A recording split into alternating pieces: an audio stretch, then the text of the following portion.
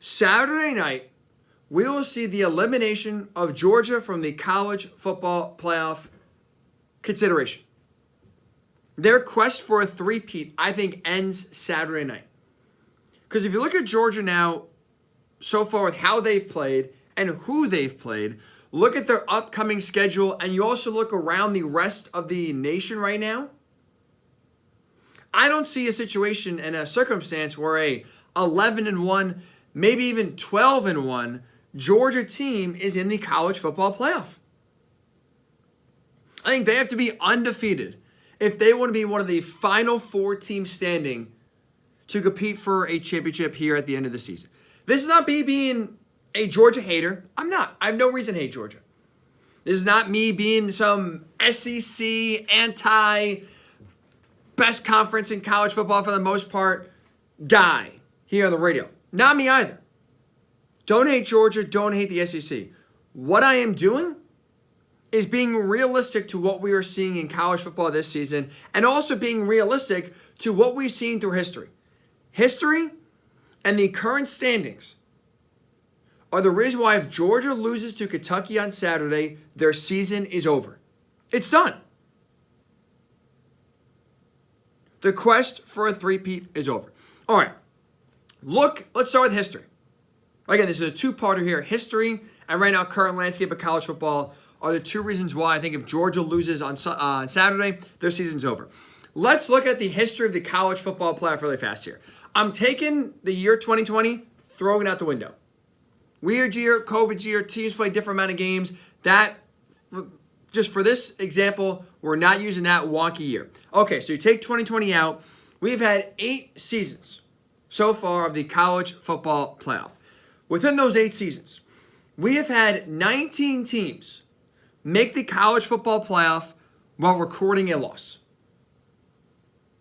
Of those 19 teams to make the college football playoff with one loss, 18 of the 19 have had at least one top 10 win.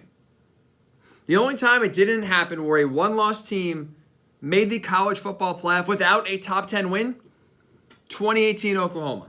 Won the Big 12. Kyler Murray did not record a top 10 victory en route to being one of the final 4 teams standing. So 18 of the 19 teams to make the college football playoff for the loss have had at least one top 10 victory. Remember that. The other thing is, if Kentucky wins on Saturday, there's also a good chance Georgia's on the outside looking in of getting to Atlanta. Again, it's not like the SEC is deep or formidable this season. Wildcats right now coming in undefeated are going to have to lose twice in conference play in order for Georgia to go to Atlanta. If that doesn't happen, if Kentucky is representing the SEC East in the SEC title game, then what does Georgia have to do to make the college football playoff? Because it's not impossible, right? We've seen 5 different times in the 8 years of the college football playoff a team not win their conference but still make the playoff. Georgia, from 2021, is one of these 5 teams. But in order to be one of those teams to not win your conference but still make the playoff, of the 5 teams to do it, all 5 so far have had at least one top 10 victory, and all 5 have had at least 2 top 20 wins. So again, 19 teams have made the college football playoff with one loss in the college football playoff era. 18 of the 19 had at least one top 10 victory. Just one time of the 19 did a team not record a top 10 victory at the time that they played and still made the playoff. 5 teams did not win their conference and still made the college football playoff. All 5 had at least one top 10 win, and all 5 had at least 2 top 20 victories. Why do I bring up history first here? History is important because that kind of shows us, okay, the bar of which, what do you have to accomplish if you do lose a game or don't win your conference in order to still make the college football playoff. Now I use that history to spin it forward of if Georgia loses on Saturday to Kentucky, can they have an opportunity to make up for it? Can they still, with their resume, leave no doubt to the committee, even if they are a one-loss SEC champ or are 11-1 and don't even make Atlanta and aren't competing in the SEC championship, do they still have a strong case to stand on to make, again, the playoff and be one of the 4 teams standing? Well, you look ahead to Georgia's schedule remaining. They right now currently have 3 ranked teams left on their schedule outside of Saturday. They have right now currently scheduled number 21 Missouri, number 16 Ole Miss, number 22 Tennessee, that Tennessee game on the road. So 3 teams remaining on their schedule that are currently ranked, all 3 ranked right now either in the late teens or in the low 20s. You see the way Mizzou, Ole Miss, Tennessee have played. I don't think it's a guarantee they're running the table on their schedules to get to that point when they play Georgia.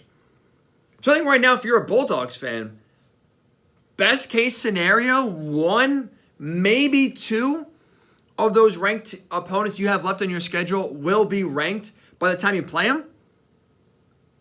And even if they are ranked and kind of sitting where they are right now, again, 21st, 16th, and 22nd, none of those wins are really impressive. Again, we just told you, for the most part, if you have a loss, you at least in order to make the college football playoff have to back it up with some sort of big-time win.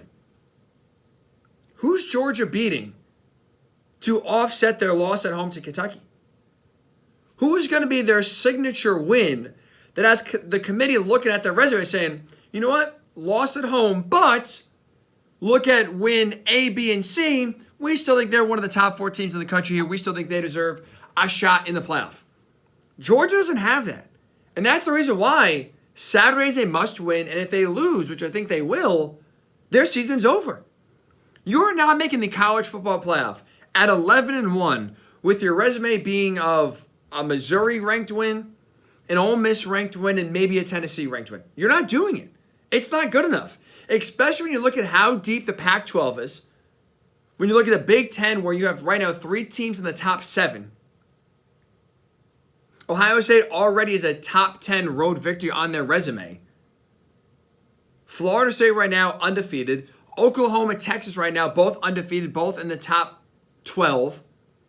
Like, you look around right now, if you're Georgia and you're anyone in the SEC, there's a lot of teams with impressive resumes right now that if you go head-to-head, resume test-wise, the SEC, and in this case Georgia, is losing. You are losing with, if right now, let's say USC wins the conference and they beat Washington or Oregon and they have 1 loss. If you're talking about, USC or Oregon with 1 loss versus Georgia with 1 loss, well, Oregon's schedule is much more loaded than Georgia's is. Penn State with 1 loss versus Georgia 1 loss. Penn State's schedule is a lot better right now than Georgia's is. The resume test right now, the SEC is losing and losing fast here. And that's why if you're the Bulldogs, this is a must-win game. This is a must-win game. I think your hopes of making the college football playoff and going for a three-peat vanish right in front of your eyes as early as Saturday at home between the hedges. Your resume is not strong enough, and history tells us you could still make the playoff, but you need a strong resume. You need at least 1 impressive win. That 1 impressive win is not coming for Georgia. Beating the 21st or 17th ranked team is not that impressive. And you look at if you make it to Atlanta even, let's just say, if Kentucky falls and now you get a chance to go win the SEC again, I mean, does anyone think right now Alabama's running the table from this point out? Is A&M running the table from this point out to make the SEC championship? I don't think so. So I think bare minimum, you're talking about a 2-loss team Georgia's going to face if they make it to Atlanta. Again, not going to be an impressive victory. So without an impressive victory on the resume, I don't see how, if Georgia is not undefeated, how they make the college football playoff. And that brings me to something Kirby Smart said earlier this week. Because you can listen to me say I'm an idiot. How about you listen to the Georgia head coach? Because I think Kirby Smart, again, no dummy, knows the landscape. I think he said something this week that not only took me by surprise, but also I think indicates he realizes how thin the margin of error is for Georgia. Listen to Kirby Smart this week when he was kind of talking about the the ferociousness right now of the SEC conference. I personally think every SEC team should be ranked. I guarantee you there's some teams that don't want to play that are ranked. I mean, I literally have no idea what you're referencing because every team we play in the SEC is. Every SEC team should be ranked. Now you have eyes. I have eyes. Out of the 14 teams in the SEC, should more than 2 or 3 truly be ranked? The answer is no. Why, though, is Kirby Smart saying that? Kirby Smart is not telling you Vanderbilt is truly, with a straight face, one of the best teams in the country. South Carolina is a top 25 team. Arkansas is this formidable opponent that truly is one of the best in the country. He's not saying that. What he's saying is he wants every team in the SEC ranked because he realizes this conference, this year specifically, is not very good. And the SEC being down this year means for Georgia or any other SEC champ, like in past years, if you lose one game, well, you had 2 or 3 other games against top 10 teams, you could get in no problem because your resume is so strong. This year, again, we are talking about Georgia's best wins being over right now 21st ranked Missouri, 16th ranked Ole Miss, and 22nd ranked Tennessee. And by the time they play, maybe 1 or 2 of those teams are ranked. There is a chance Georgia has 0 ranked wins on the season. They're not getting in. Kirby Smart knows that.